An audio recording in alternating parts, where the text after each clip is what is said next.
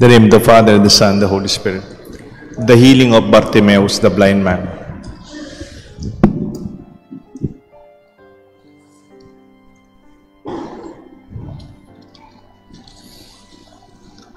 Meron pong nabasa, sabi, the worst kind of deafness is not the inability to hear, but the refusal to listen.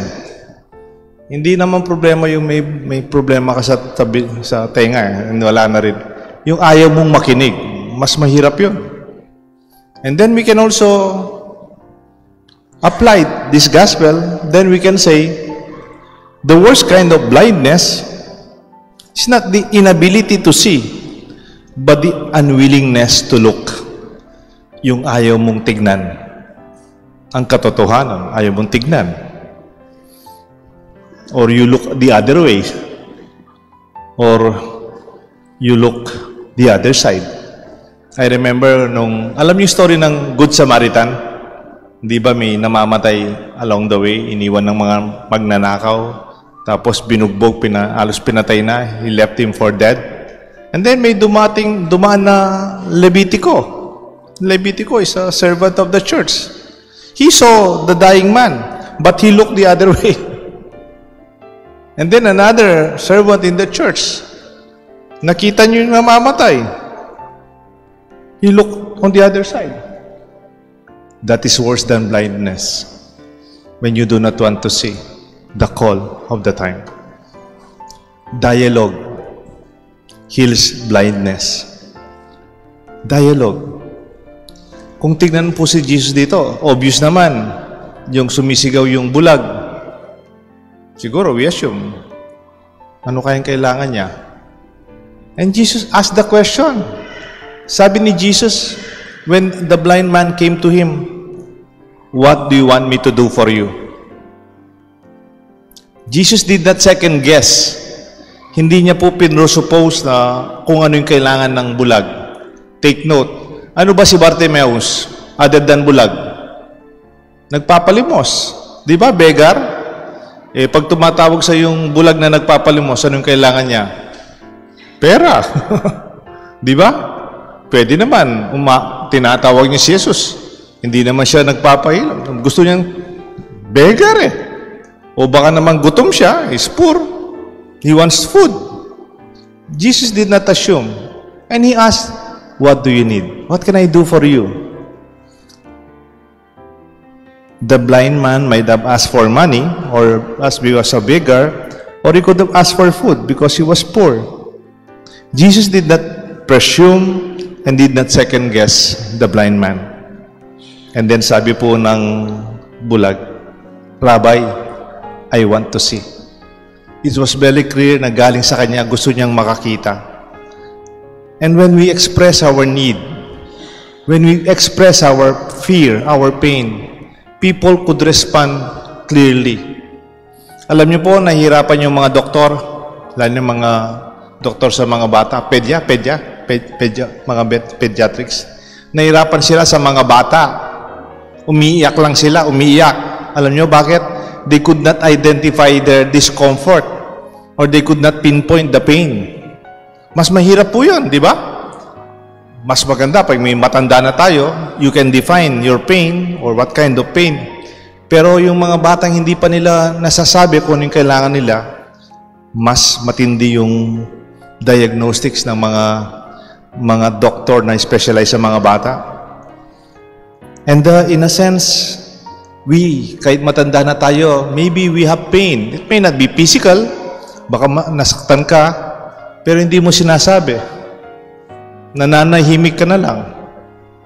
There is no healing when you cannot express yourself. Ngayon pala, hindi naman nila alam that you are insulted by that statement or hindi naman nila intention na saktan ka. And it was not part of their agenda that you will be placed in a difficult situation. That will heal you. Talk about it. Open it. Lord, I want to see. How about you? What is that need in your heart that must be touched but be healed? Bartimaeus was not afraid to shout it out. Kahit na pinagbabawalan siya, tahimik ka nga dyan, huwag ka maingay. But he shouted all the more. Ang tawag sa dialogue sa Tagalog, pakikipagkapwa kalooban. Haba ng word. It means dialogue. Pakikipagkapwa kalooban. Respect through openness of heart. We become open to healing when we humble ourselves to receive the grace and the mercy. Kumisan kasi, siyempre, medyo matas din yung pride natin. Ayaw nating aminin. Meron tayong pangangailangan, nasaktan tayo. And in a sense, that does not help. Marami po akong ina-anoint. Marami po akong pinupuntan sa ospital, sa mga ICU, sa mga bahay. Kumisan, sasabihin, Father, hindi niya po sinabi, mayroon pala siyang nararamdaman. Hindi siya naniniwala na matutulungan namin. Nalaman naman namin, it was already very late. Sinong umiyak ngayon? Pamilya niya. Because they were not able to express their love, their care, and their capacity to help. Pakikipagkapwa-tao is openness of our heart with respect and even patience. Kung minsan kasi tatanungin mo, lalo yung mga bata, ay nasaktan, anong nangyari sa'yo? Sometimes they would not answer you immediately. You have to be patient to allow the unfolding of openness and sincerity. Parang bulaklak yan, hindi mo na mabibigla, bumuka ka. You just allow it. When you ask the question, wait and listen for the answer. Again, do not second guess. And the humility of Bartimaeus led to his own healing. Yung kababaan niyang loob, tanggapin, kailangan niyang tulong. Kaya po siya nahilom. Pwede kasing kailangan natin tulong, pero ayaw natin magpatulong.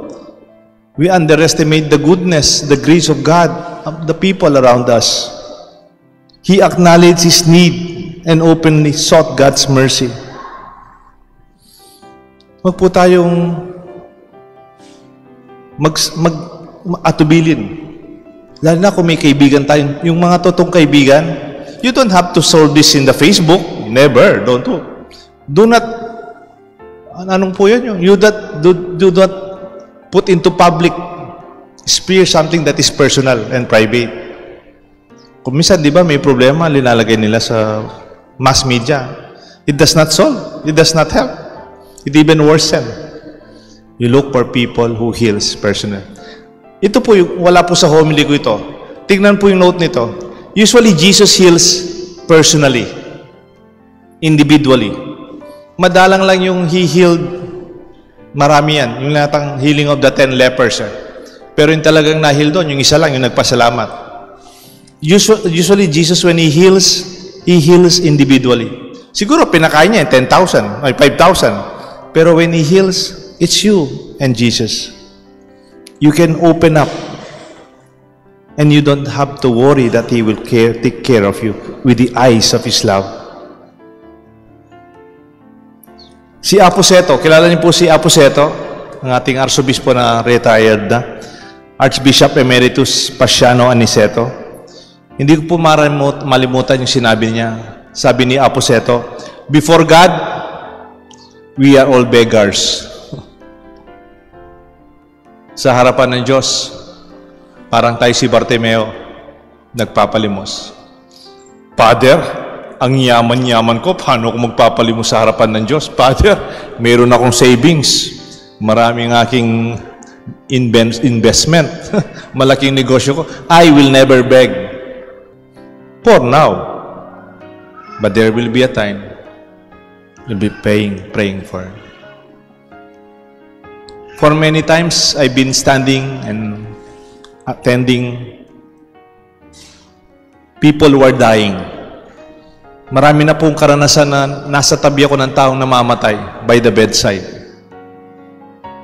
Wala naman taong namamatay, sabi, Father, pwede mong pakidalas dito yung medals ko nung high school ako, college.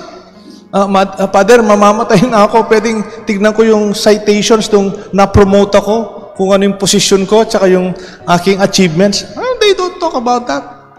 Kung konti na lang panahon, you'd see the sincerity from their heart. They ask for God's mercy. They ask for prayers. Kahit mayaman po yan. Kasi hindi mo na may pagmamalaki yung pera mo. There are times it is irreversible in spite of the modern medicine and the good doctors that we have. And before God, we become beggars. Forgiveness heals blindness. Ang unang sinisigaw ni Bartimeus, actually, hindi naman po, heal me. Hindi naman po, Lord, I want to see. Ang unang sinisigaw ni Bartimeus, nung narinig niya dumaan si Jesus of Nazareth, ang kanyang sinigaw, Jesus, Son of David, have mercy on me. Ba't biglang nag-iba? Sino si Son of David?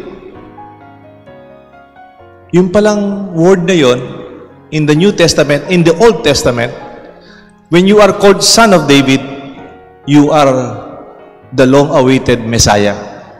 Di ba si David, he was a great king who saved Israel even from Goliath and the rest of history of the golden age of Israel. At nung namatay si David, wala nang naging hari na kasing natumbasan ang kanyang paglilingkod at katapatan sa Diyos. At sabi nila, yung anak ni David ay darating at ililigtas tayo sa ating kahirapan. Kaya nga, ang sinisigaw ni Bartimeus is a statement of faith. Itong si Jesus, hindi lang, Jesus, anak ng Nazareth, hindi. O, Jesus na taga Nazareth. O, Jesus, anak ng kalpintero. Hindi po. Ang sinigaw niya, Jesus, anak ni David, Haring David. Parang he himself kay bulag, nakikita niya dumarating ay tagapagligtas. Sad to say, itong mga kasama niya, hindi man nata napansin yun eh. O baka maybe they only look at Jesus as a good preacher, maybe a healer, o nagpapakain ng mga taong gutom, pero they never called him Son of David. It was Bartimeus who declared this faith, who led us to see the God in Jesus. At first, Bartimeus sought mercy. He was asking for forgiveness. Hindi man po talaga naghingi ng makakita o pera. Hindi. Kahit bulag po siya. Have mercy on me. That he knew that sin also causes blindness.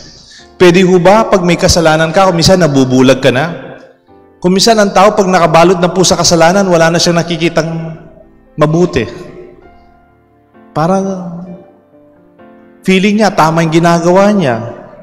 Because sin, we fail to see. And it takes that kind of grace of God's forgiveness for us to open our eyes for healing. Because faith heals blindness. And that is the proclamation of faith of Bartimeus, the blind man. Jesus, Son of David, Jesus, the Savior, Jesus, the long-awaited Messiah. The disciples did not see the needs of the blind man. Magtataka nga ako, pwede siguro itong mga kasama ni Jesus, sila yung bulag eh. Bakit? Hindi naman nila nakikita, may bulag na nangangailangan, nagpapalimos, nagpapatulong, binawalan pa. They did not recognize the Savior, the Healer, the God among them. Hindi ba nila napansin, ang kasama nila, si Jesus, is already the divine in their midst. I believe the fulfillment of healing, hindi lang po nakakita si Bartimeo. Pwede ko sabihin, nakakita na si Bartimeo, hindi na siya bulag, hindi siya nagpapalimos. Pwede na siyang magtrabaho, pwede na siyang umuwi, makikita niya yung asawa niya at mga anak niya. Pero hindi. The real fulfillment of the healing and the miracle, sabi ni Jesus, go, your faith has healed you. It means he already saw. His eyes were already open. Pero ito yung pinakamahalagang statement up at the end of the gospel.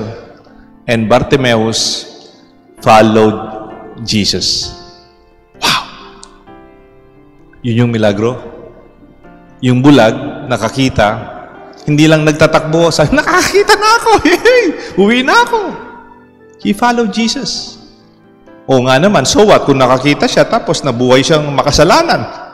O nakita niya yung pamilya niya, Hindi niya pala gustong kalagayan. Parang, you can be healed, but there's no substantial change in your life. Especially with the way he lived this life. Although Bartimaeus was blind, he did not lose his vision. He could not see with his physical eyes, but he kept the eyes of his faith very clear. Alam niyo po, may isang kanta, kinakanta-kanta niya itong kanta. Ang saya-saya niya, nakita niya yung anak niya, ang ganda-ganda. Ang ganda-ganda ng anak niya nung sinilang. Kanta niya, ganda ng anak ko. Oh, wonderful ang anak ko. So precious. Kahit na 1 year old, 1 minute pa lang, parang 1 minute na pagkasilang. Sabi nung song, isn't she lovely? Isn't she wonderful? Isn't she precious? Less than 1 minute old. Alam niyo po, sino yung kumakanta? Sino yung gumawa ng kanta? Si Stevie Wonder. Bulag siya. Tapos kinakanta niya, isn't she lovely? Di ba tayo niloloko nun? Di naman niya nakikita yung anak niya.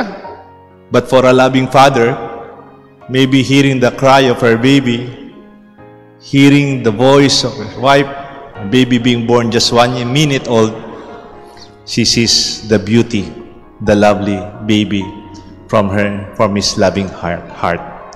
Let this be our good news. May we see more than our eyes. May God bless us all, the Father, the Son, and the Holy Spirit.